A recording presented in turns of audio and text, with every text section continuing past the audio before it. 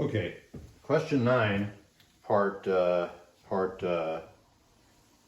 B. Okay, we're dealing with the same examples. We're just doing part B. There are these different apartments that the preferences, we know preferences over 3 pairings of apartments. And each apartment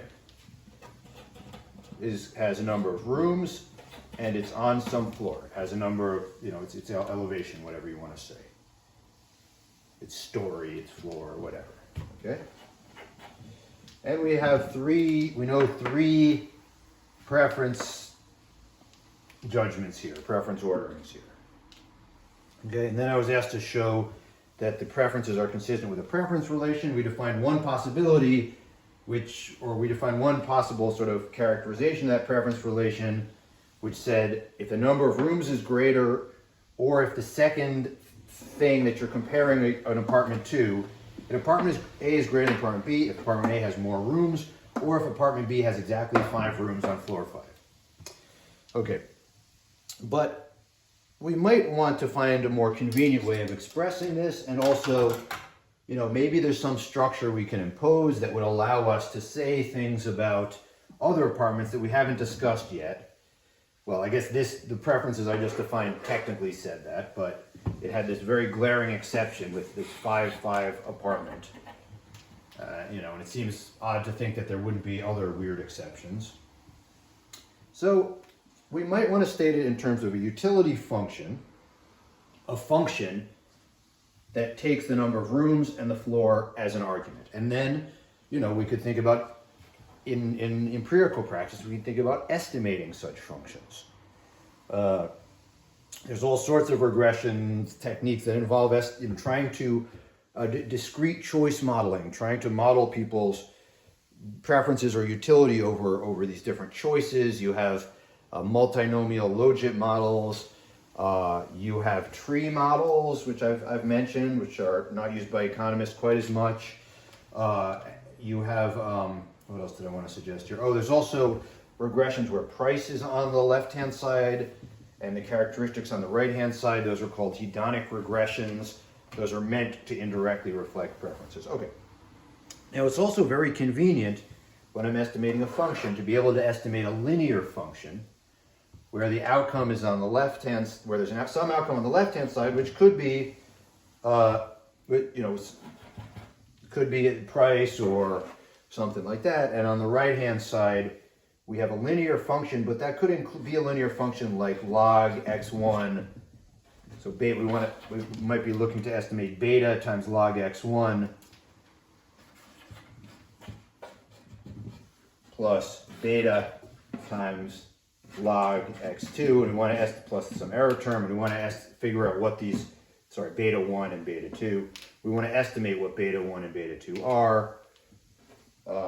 And it's very convenient if it makes it easier to estimate if it's a linear relationship, and it also makes it easier to characterize the effect and what these coefficients mean. So here we call this a linear and parameters model, even though we're taking a nonlinear transformation of each variable. We can express the outcome variable as a linear function of the transformations of each of these variables. Okay, and this will be, and as you know, the property of logs, you can express this also in terms of the product of these in a different way. This is, I believe, ends up being, exponent of e is x to the beta 1, y to x2 to the beta 2, or something like that. I always forget the exact mechanics of it. Okay, so it might be nice to be able to express these preferences in terms of a function that is in some sense linear, or a function that is at least separable in the following way. Okay, if we could do this, it might be convenient, and maybe many of our representations of utility will be depicted in the following way, because it's convenient to work with, and it has perhaps a natural interpretation. So could we come up with some function of arguments R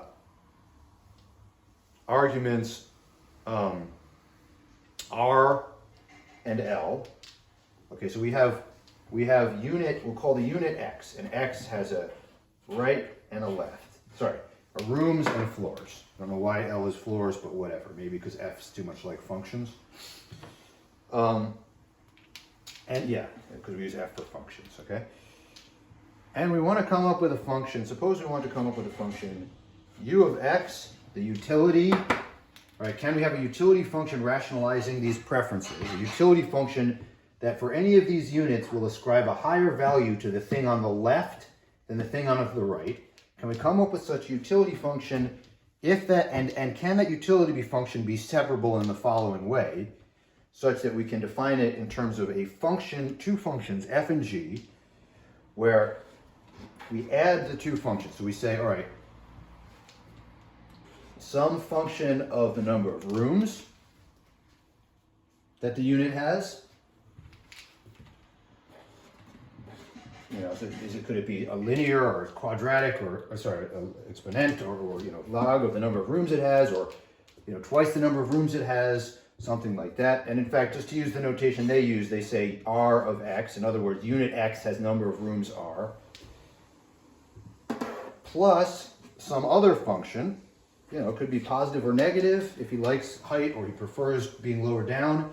It could even be going up and then down. You know, there's functions that do that, that have a peak. Can we write it as some function of the number of rooms the unit has, and some other, plus some other potentially different function of the number of floors that it has, which we'll call L of x. Okay? This looks like composite functions, but really this is R and L are just telling us how many floors and rooms and what floor it's on the unit for the unit. Okay. Okay. So the question is, what the question says, no, it cannot. There's no way of representing it in such a way. Prove it to me, but prove that. Okay.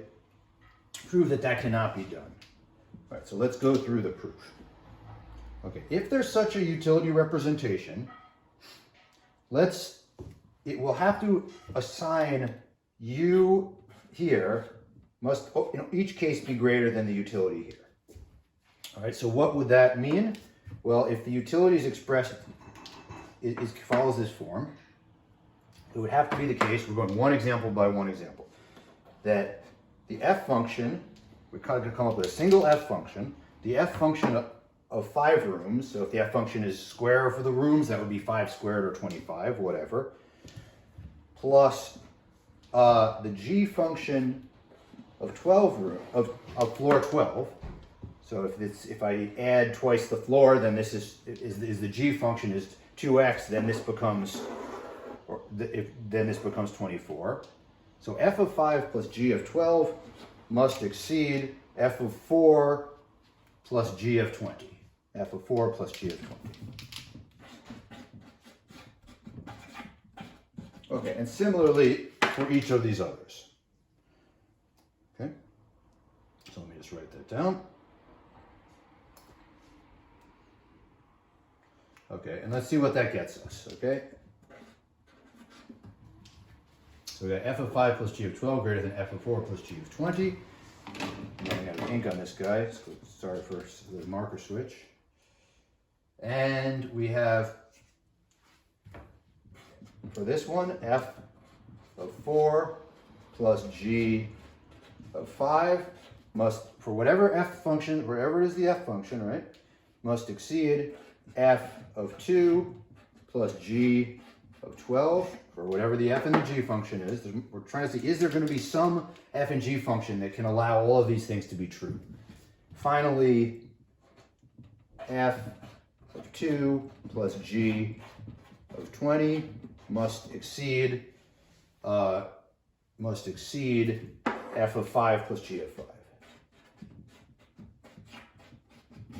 Okay. All right, now the question is, how do we know that all three of these inequalities could or could not hold? Well, we can check some things, okay? One thing we can check is we know the sum, if each of these is greater than each of these, the sum of all of these must also exceed the sum of all of these. You can do that kind of adding across inequalities.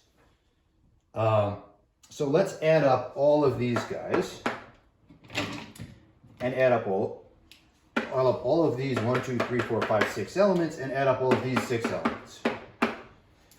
Okay?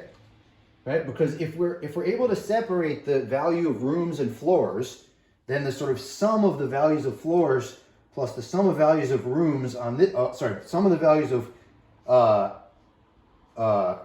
sum of the values of the rooms plus the sum of the values of the floors on this side of the apartments preferred must exceed the sum of the values of the floors plus the sum of the values of the rooms for the apartments that were less good. Okay, because it exceeds it for every case, so the sum must also exceed it. All right, but let's see what we got here. We got f of 2, 4, and 5 plus g of 5, 12, and 20. All right, so we got f of 2 plus, I hope you can see this, with f of 4 plus, or I'm not going to write this all down. Look, just think for a second here. We got f of 2, 4, and 5 plus f plus g of 5, 12, and 20. That must exceed, the sum of all that must exceed the sum f of 2, 4, and 5 plus g of 5, g of 12, plus g of 20. But look, if I add all this stuff up, I said the same thing twice, right? If I add all this stuff up, it's actually the same as this stuff. In other words, the sum of basically the point is that the sum of the floors of the in other words, actually not even just the sum of the floors, the actual vector of floors of the apartments that were preferred is the same as the vector of floors of the apartments that were worse. And the vector of rooms is the same as the vector of rooms that were worse. And the vector of floors, of floor 5, floor 12, and floor 20, is the same as the vector of floors that were worse. Right? So it can't simply be that. But the only difference is that the ways that the ways that these were matched together differed on this for the things that were better than the things that were worse. So it can't simply be that floors have some effect, rooms have some effect, rooms have some effect, and the floor has some effect, and those effects are separable. Because we see that in net, the same floors are being represented by the apartments that are worse, as well as the same combination of rooms. So the only way thing that would allow for these preferences would be some sort of real interaction between floors and rooms in the preferences, not just something that can be separated into two components. Okay, and you'll see this again in considering in proofs and in considering whether something is feasible or not. This idea of adding up everything on the left-hand side of inequalities versus the right-hand side of inequalities. That comes up again, so it's good to have that.